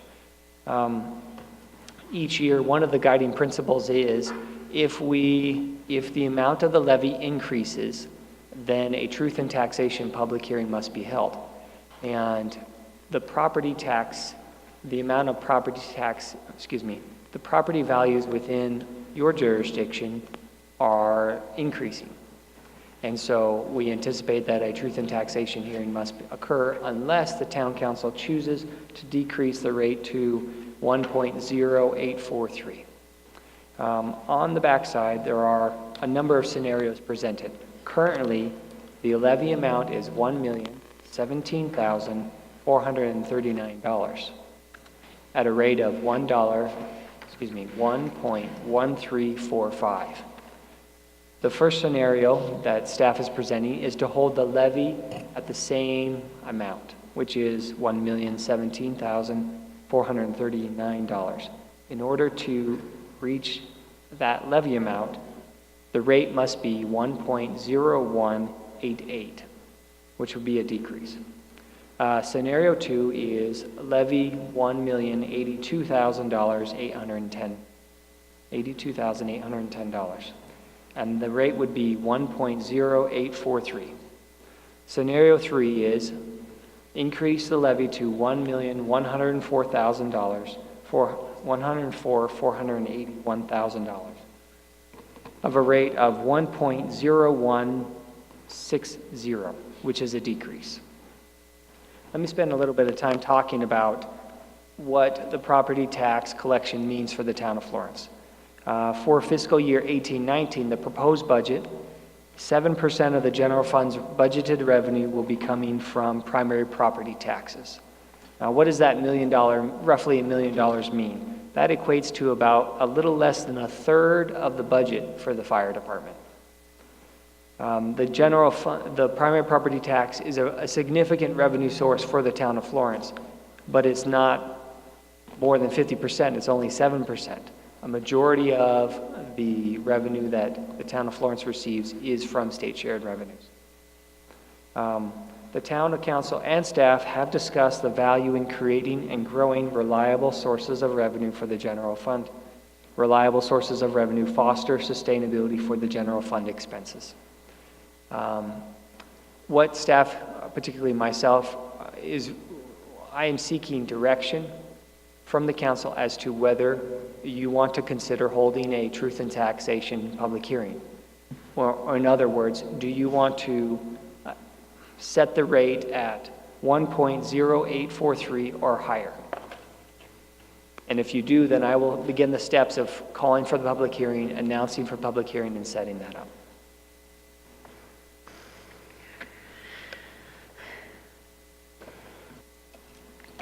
All right. With that, I don't believe that anybody wants to increase any taxes even by pennies on the dollar, but I want to open us up to council just to speak. Councilmember Wall? Well, if I understand this, I know it's a bone of contention with many of our taxpayers and even myself, I don't always understand how this works. But if I'm reading this correctly, the actual property tax rate, if it were set at 1.1060, that would actually be a decrease of the rate for each property owner, but it would generate a higher dollar amount in property tax collected. That's exactly right. And so individual property owners potentially would see a decrease in their property taxes that they're paying unless their property value increased. And then they potentially would see, even though the rate decreased, the amount that they're paying in taxes had increased. Right. That is the reoccurring excitement of this, is we all want our property values to go up. That way, one day when we sell it, it sells for more than we bought it. But we don't want to pay more in taxes. But if your value of your property increases, the probability is that you will pay more in property taxes. And we recently received our notice from the tax assessor's office. And I don't know about everybody else, but I know my assessment went up. Mm-hmm. So even though the rate may be going down, I'm still going to wind up paying more in property taxes based on that higher assessment. And that is a very likelihood. It's probable. Just wanted to make sure I understood. Yeah, I understand. I'm sure I'll have to explain it. I understand. It is staff's recommendation that we levy 1.104481, which is a rate of 1.1060, which is a decrease to the rate, but an increase to the levy. I was just going to clarify, you were asking for direction of whether you should do the truth and taxation public hearing, but that rate would have to be 1.0843 or lower in order to avoid that, right? That's and correct. All of the rates that you're proposing here are the same or above. So either way, we would have to do the truth and taxation, correct? And that's not correct. Scenario 1 would be a decrease, a Oh, correct. Oh, yep, I missed. Oh, yep, you're right. Okay. So scenario 1 would not Okay. require a TNT. But just 2 and 3 would. 2 and 3 would require. And our current rate, if we maintained it, would still. And if we hold our current rate, yes, we're going to have to hold. But keep in mind, because of the restrictions in place, even if we hold our rate the same, the state will restrict the amount of revenue that we can collect. They will arbitrarily come in and pull out their portions because the Arizona Revised Statutes requires that the amount that taxpayers receive, the tax rate cannot increase by a specific percentage, which is 2%. All right. Well, go ahead, council member. I'm for scenario 3. You never want to allow that money to go lower, because then you can't recover it later on. We did that a couple of years, and it's hard to recover that amount. So do you have a comparative of what the increase would be, Joe? That's a good point. That's correct. Well, I will for the TNT. I do not have those. I apologize now. And I'm sorry, it does depend on your home value from last year to this year. So you'd have to do a one-by-one individual comparative on it. But I don't believe that we should not levy the maximum, which is you're only allowed to levy 2% more than the prior year. So they restrict it themselves. That is correct. You're restricted to a 2% levy over prior years. And when we have the TNT hearing, if it's the direction of the council, I will do a comparison. If your value of your home is $100,000, then this is what you paid last year, and then this is what you'll pay this year. That way you have a better comparison of apples to apples. All right. And I do agree with you. I remember that a few years ago, and perspective and hindsight in 2020. Yep. Mm-hmm. All right, are there any more questions? Okay. Joe, this was not a fun one, but you did a good job. Thank you, ma'am. All right, the next item is the manager's report. Item A is the town manager performance memorandum. Madam Mayor, members of council, I'm going to spare you going over that boring memorandum. That's for you guys' purposes, but because you requested it in my contract. I will be doing a presentation at the next council meeting with pictures to show some of the accomplishments over the last year, especially those that we can actually take pictures of.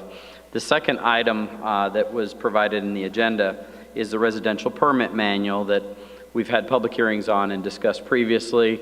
It is nearing its final stage. It's undergoing final edits now, and once Ben gets done with that, that'll actually be posted online, but that's not something that we would ask council to approve. It's just a set of directions, step-by-step directions for the steps to be taken to obtain a residential permit in the town of Florence. And as you know, it's something that was requested that staff develop 2 years ago, or in last year's budget discussion, so a year ago. And we're happy to be nearing completion with that. I do have a number of other items that I'm going to go through fairly quickly.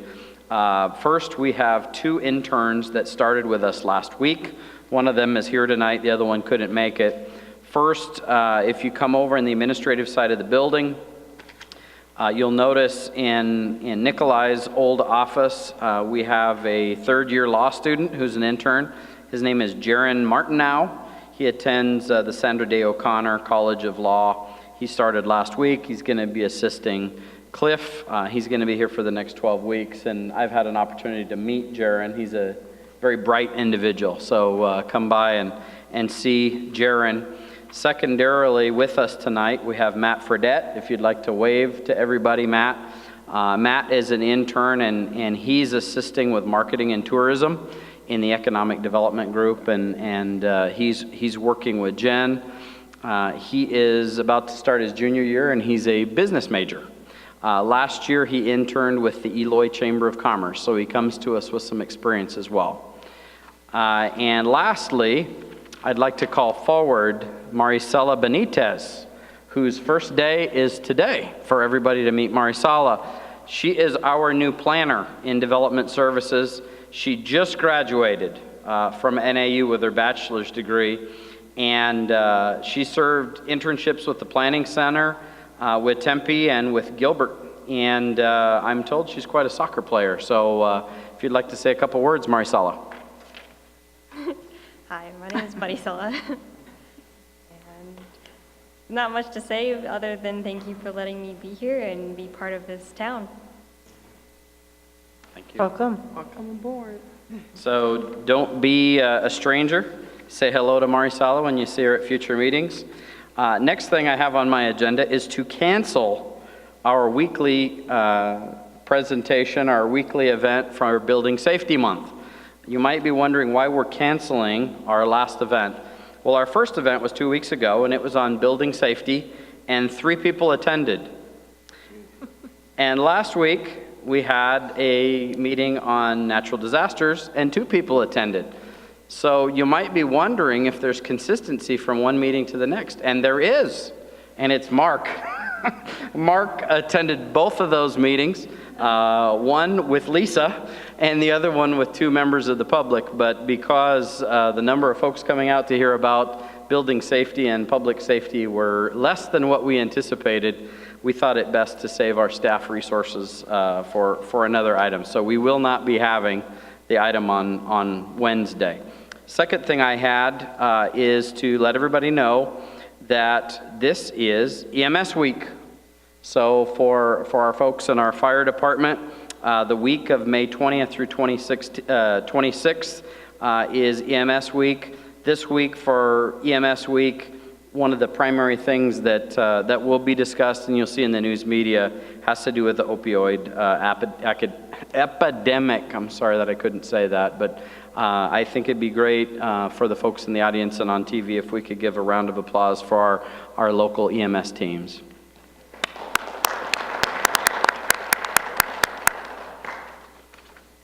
And lastly, the second round, it's the second round of meetings, but it's the first public workshops on the Pinal County J-LUICE, or Joint Land Use Study, which pertains to our military presences in Pinal County, especially the Arizona National Guard. They've set up 2 public meetings that are forthcoming. One is going to be held Monday, June 4th in Silver Bell at the Pinal Air Park. And the second one is going to be hosted by the town of Florence at our community center, and that is Tuesday, June 5th, 6 p.m. to 8 p.m. So we hope that folks from the public come out to join. Thank you very much. Thank you. This is our second call to the public. Is there any member of the public that would like to speak at this time? And closing call to the public.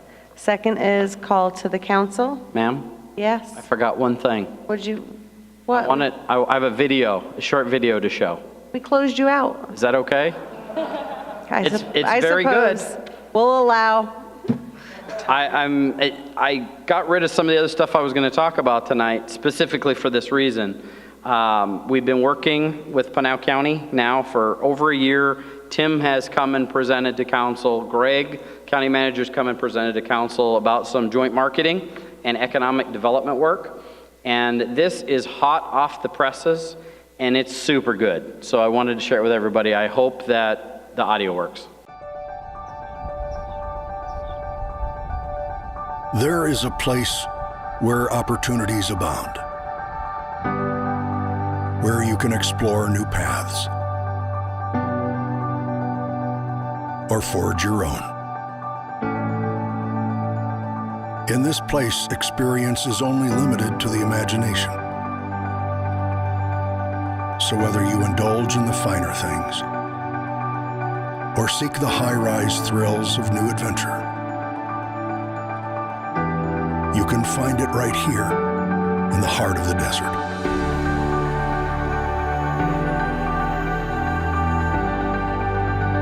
With her, with them, rich in history, bursting with culture. This is the place where memories are created and new discoveries are made,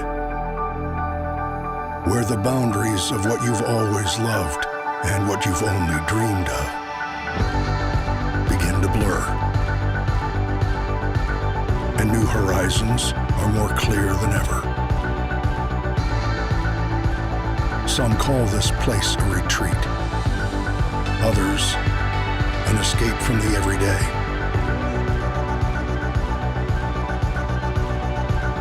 We call it your next great chapter.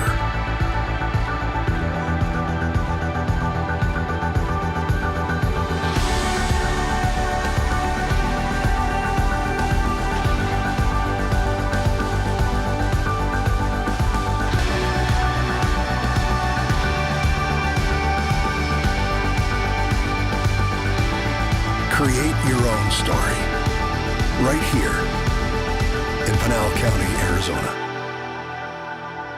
The home of wide open opportunity.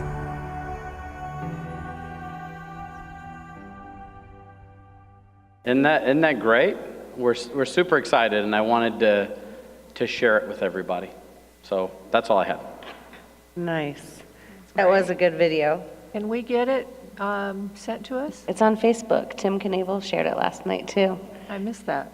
Pinal County has it out there. And are we going to put it out on our Facebook by any chance? Oh, yeah. We're going to put it everywhere. All right. Yeah, it was a good video. And we're hoping to work on a video in the future that's just Florence, that's very similar. Mm-hmm. You know, the first time I watched it, I have to be honest, I was like, I wonder what it would sound like with a female voice. But the second time, the male voice kind of grew on me.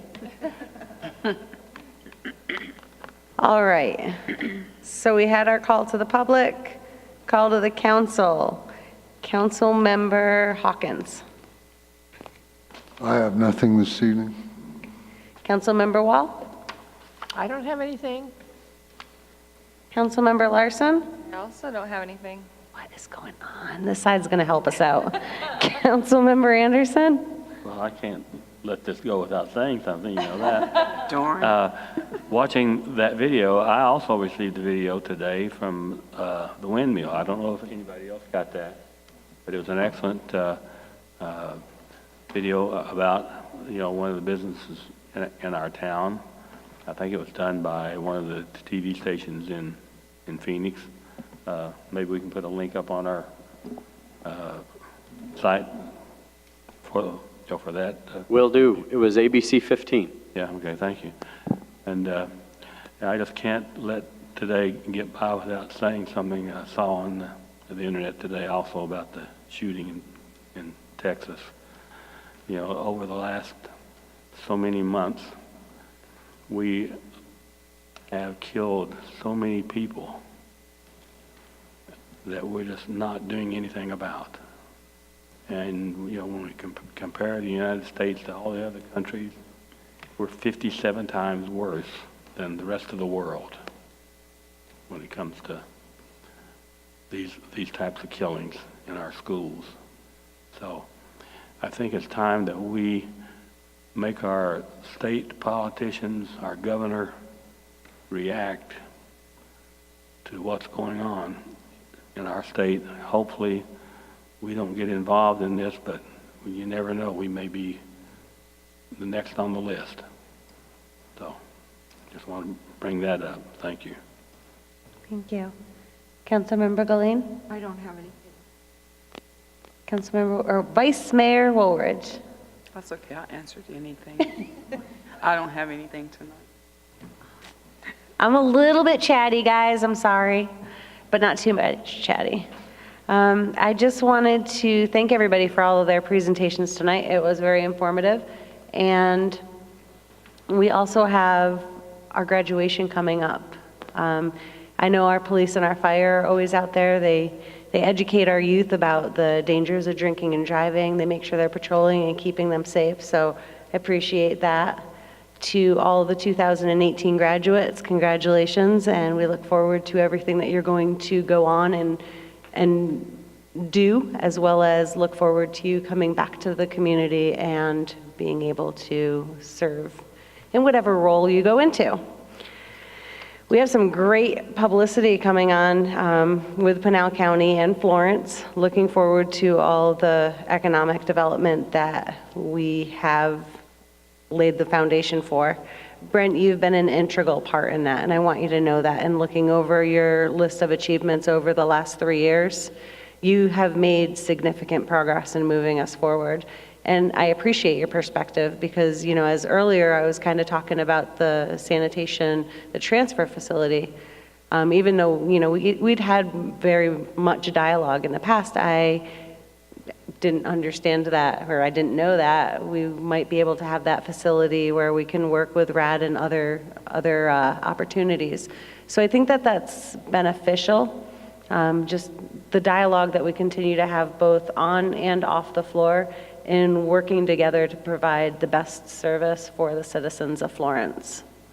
So, and again, our budget committee, Miss Karen Wall, Councilmember Larson, Councilmember Anderson, and Councilmember Wall. Sorry about that. I sometimes call Mrs. all day long. They gave a lot of their time and they worked really closely with, you know, our staff. They communicated back with us and they made a big difference in this budget. So I'm looking forward to our work session on Wednesday, where I will not be as long-winded when we close. So with that, I would like a motion. Make a motion to adjourn. Nobody wants to adjourn? Second. Motion and a second. All in favor? Aye. Aye. We are adjourned. Thank you.